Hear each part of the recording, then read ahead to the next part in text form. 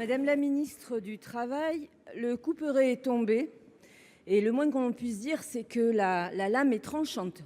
Durcissement des conditions d'accès à l'assurance chômage, durée d'indemnisation raccourcie, y compris pour les seniors, modalités de calcul qui feront diminuer probablement le montant des allocations, le tout pour une économie de 3,5 milliards d'euros.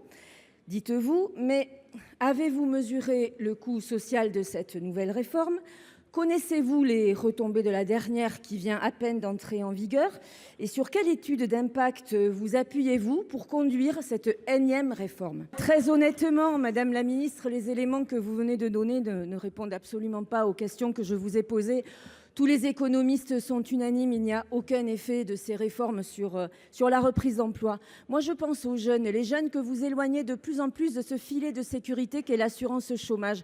Tout le monde sait que quand on est jeune, peu diplômé et éloigné des grands centres, on entre dans la vie active par le biais des contrats courts. Comment ces jeunes seront-ils protégés ?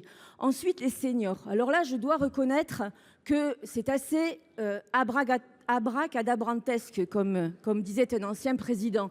Les seniors, vous avez fait sauter les bornes d'âge de 52 et 54 ans. Il reste la borne d'âge de 57 ans, au-delà de laquelle les demandeurs d'emploi seniors seront indemnisés plus longtemps, mais quand même plus longtemps que les autres, mais quand même moins longtemps qu'ils ne sont indemnisés aujourd'hui. Tout le monde connaît les difficultés d'accès à l'emploi pour les seniors à partir de l'âge de 50 ans. Donc, j'avoue franchement ne pas bien comprendre. Et puis, Madame la Ministre, enfin, si vous daignez nous écouter en tout cas, Madame la Ministre, c'est facile. Vous faites des réformes extrêmement faciles. Parce que supprimer des droits, c'est extrêmement facile, beaucoup plus compliqué que de chercher de nouvelles recettes. Alors certes, les chômeurs sont invisibles, personne ne les défend, mais tous les autres, chômeurs et non-chômeurs, savent que vous les malmenez. Ça met un sacré coup de canif dans notre contrat social et à terme, au niveau de notre démocratie. Ma question s'adressait à Monsieur le ministre de l'économie, qui brille encore par son absence. La semaine dernière, lors de son audition au Sénat, le président Raynal l'enjoignait à cesser ce ton péremptoire en matière de dégradation des finances publiques. Patatras, 2 jours plus tard, sur BFM, le ministre rechute en déclarant avec toute l'humilité qui le caractérise, c'est orwellien, j'ai sauvé l'économie. Lui seul donc, pas même le président de la République, pas même les travailleurs de ce pays, lui, rien que lui et seulement lui, le tout en rédigeant 6 livres. Tout cela a de quoi impressionner. On pourrait en rire si la situation du pays n'était pas aussi grave. Grave, car sur la forme, par cette déclaration, le ministre Le Maire a personnalisé le grand passage de l'institution à l'individu, délaissant la glorification du travail d'équipe pour une promotion sans gêne de sa propre personne. Sur le fond, le compte n'y est pas non plus, et la dégradation de notre note par l'agence Standard & Poor's est là pour vous le rappeler. Une telle dégradation devrait vous appeler à un peu plus de modestie, mais il n'en est rien. À votre corps défendant, la modestie n'est pas l'ADN principal qui caractérise votre formation politique.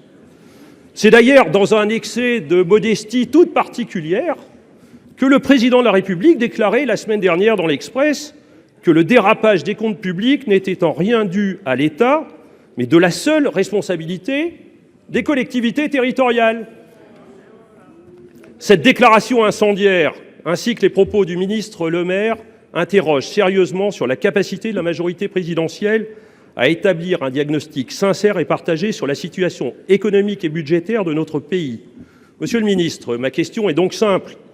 Notre pays ne gagnerait-il pas à ce que ses représentants cessent leur déclaration de matamor afin de se concentrer sur le partage d'un diagnostic commun, condition sine qua non d'une action publique efficiente? Monsieur le Premier ministre, l'état d'urgence en Nouvelle-Calédonie a été levé le 28 mai, mais la situation y est toujours aussi instable. L'aéroport comme les accès portuaires sont fermés. On compte des dizaines de barrages et toujours autant de renforts militaires. Des gendarmes équipés de véhicules d'intervention Centaure sont envoyés sur place. Un flou inadmissible est maintenu sur la réalité de la situation vécue par nos concitoyens de Nouvelle-Calédonie. Ceux-ci subissent un quasi-blocus, peinent à s'approvisionner, à se déplacer et à se soigner. Or, dans 4 jours, tous les Français sont convoqués aux urnes pour les élections européennes qui ne peuvent pas être reportées. Dans un tel contexte, les électeurs de Nouvelle-Calédonie risquent de ne pas pouvoir y participer. Nous sommes ici tous attachés à ce que les élections européennes se déroulent sur tous les territoires français et donc en Nouvelle-Calédonie.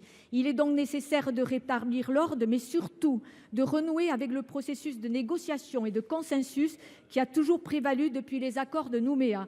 Lui seul permettra de trouver un accord politique et institutionnel global. Monsieur le Premier ministre, pouvez-vous nous assurer que les élections européennes se tiendront dimanche en Nouvelle-Calédonie ? Allez-vous suspendre la réforme constitutionnelle ? Allez-vous répondre à la demande légitime du Parlement en inscrivant à l'ordre du jour des assemblées un débat 50-1 sur la situation en Nouvelle-Calédonie ? Monsieur le Premier ministre, je vous cite : « On va faire ce qu'il faut pour que le scrutin puisse se tenir. Ce qu'il faut, c'est un signe politique fort avant le 9 juin. Ce qu'il faut, c'est annoncer sans ambiguïté la fin du projet de réforme constitutionnelle. Ce qu'il faut, c'est un débat devant le Parlement. Ce qu'il faut, c'est adresser un véritable signe d'apaisement aux Néo-Calédoniens pour que les élections européennes puissent se dérouler sereinement sans exclure personne. »